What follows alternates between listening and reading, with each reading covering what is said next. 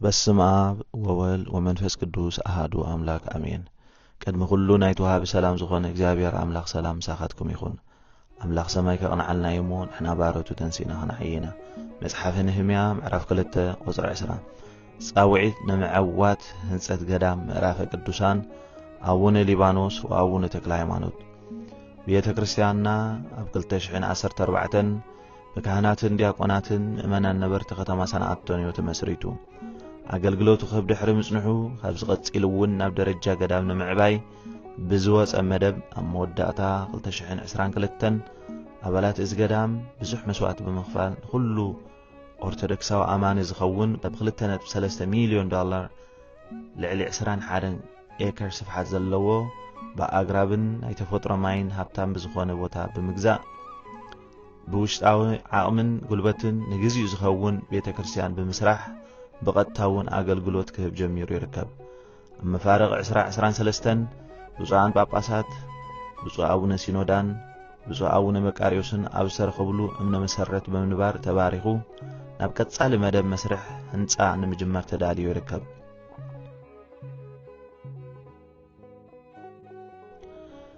ከም ኣካል ናይ ዝተታሕይ ዘሎ መደባት ቀዳምነት ተዋሂብዎ ክሰርሓሉ ዝጸንሐ ናይ ማያ ጸሎት ህንጸት ኮይኑ ብጎፈንድሚ ከም እውን ቀጥታ ሓገዝ ነቶም ናብ ቤተ ክርስቲያን ብዝሰዱን ኣብ መላእ ዓለም ዘለው ቅዱሳት ምእመናን ዝተኣከበ ገንዘብ ኣብ መፈጽምቱ በጺሑ ኣገልግሎት ክህብ ጀሚሩ ይርከብ። እንተኾነ ግና ንተሓጸብትን ንሱባኤ ንምዕረፊ ዝኸውን እኹልን ምቹእን ቦታ ብዘይምህላው ገሾም ዝመጹ ተሓጸብቲ ሆቴል ብምሓዝ ኣብ ዘይደሊ ወጻኢታት ይኣቱ ምህላዎም የተሓሳስበና። ቀዳምነት ይብናዮ ዘለና ቀጻሊ መደብና ንተሓጸብቲ ማየ ጸሎት ዝኸውን ምቹእን እኹልን ቦታ ንምህናጽ ተዳሊና ኣለና እሞ ገዳም ምዕራፈ ቅዱሳን ኣብ ምህናጽን ምስፍሐን ትሕተ ቅርጽን ተዳልዩ ዘሎ መደባት ንምዕዋት ኣብ ዝካየድ ናይ ገንዘብ ምትኣኻኸቢ ፕሮግራም ራባፎር ናይ 2025 ኤልኢ መኪና ክዕውት ዝኽእል ቲኬት ብስምኩምን ብስም ደቅኹምን ብምግዛእ ተኻፈልቲ ደርብ በረኸት ክትኮኑ ከምኡ እውን ኣብ ናይ ሞያን ንብረትን ደገፍን ሓገዝን ክትሳተፉ ኣብ ሰማይ ንጽድቂ ኣብ ምድሪ ድማ ታሪኽ ንምስናድ ብሓባር ዓሸራና ኸነቐምጥ ኣብ ሙሉእ ዓለም ዘለኹም ምእመናን ገዳም ምዕራፈ ቅዱሳን ሓደራ እናበለት ጻውዒት ተቐርብ።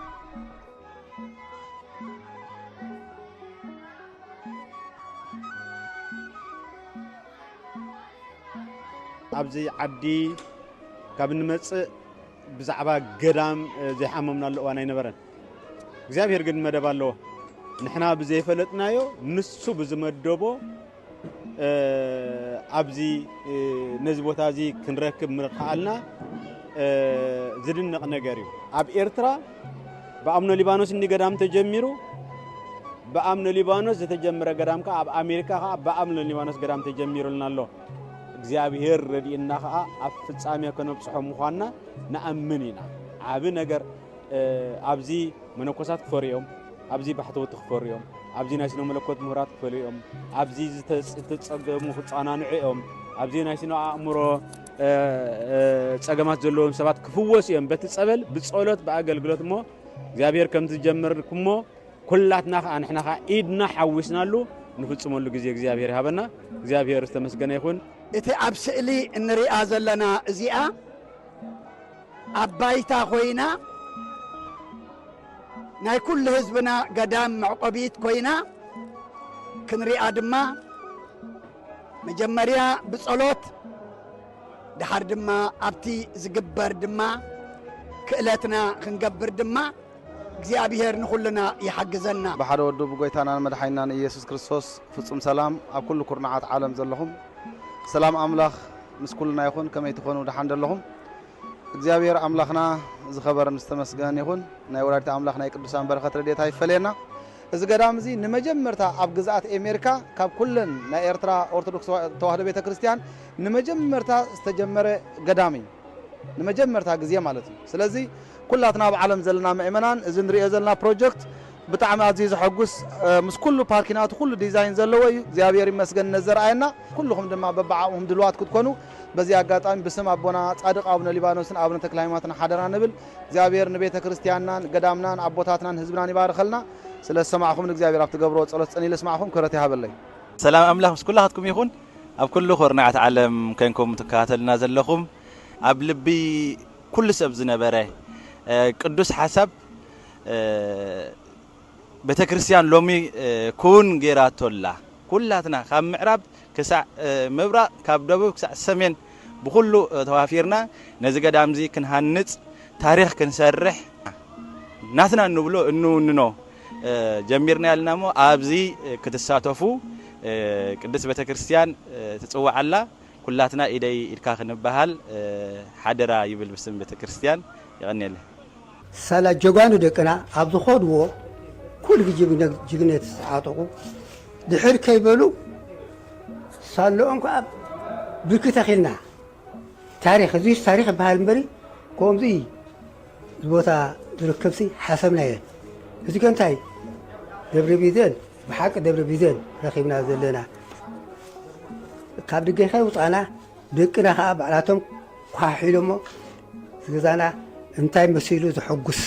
موالنت اناني هابكم دبدقي نيتاي زغدام زعابيو مس دقنا دعابيلو دقنا دمعبللو دقنا تماهيرهم اب زغدام زتماهيرنا إلهم تاريخ رسولحلو خوني من نسي من تمنيتاي انا المخمد نجر دماني عدماي بدهابني بكات عنا يهابن نمبر انا تعاتي انا زغدام ز خغلغليه انا خغلغليه بزاف يتخوينا بمزموركون بصراحكون انا قدام النت خغلغليه خبرها بل ازي نريو زلنا قدام نمجمريا غزي اب سمين امريكا نا ኤርትራ ኦርቶዶክስ ተዋህዶ ዝምስረት ዘሎ ኮይኑ بحقي انا ابز ቦታ ዝ ብምቕማጠይ ابز ቦታ ዝ ብምጽናሐይ መኻ ተኻፋለ ናይ ዝበረኸት ዝምዃነይ ዝስማዓና ሓጎስ ደረት የብልን ብኩሉ ነገር ዘማለ ንኸውን ድውያን ዝሓዊሉ ማጨለቱ ዘማለ ደቅና ድማ ካብዚ ናይ ጥፋት ዝኾነት ዓለም ዝድሕንሉ دويانة سجا دويانة نفس زخانون زفوسلو بوتا خوينو خصل نمجمريا غزي قدام مسرات الله نايز بركات زي دما اب كل عالم زلنا دقي توحدو اورثودوكس زخنا نايز بركات زي تخافل تخنكوني انا صاويعتي زقرب ماملا عالم زلهم سدراك زابير كما يالهم كما يتخنو استريوا زلهم قدام امنو ليبانوس قدامي نمجمرتا غزي اب سمين امريكا زهنت زلو قدامي سلازي كلهم كسدراك زابير تخافلتي برغت كتكونو حدرات بالبيت كريستيان. I'm Rosima Hagos from Eritrean Orthodox Church. We bought a church and now we're going to do a fundraiser to build a bigger, better, newer church. So if you want to contribute anything to be part of this blessing, please do. Thank you.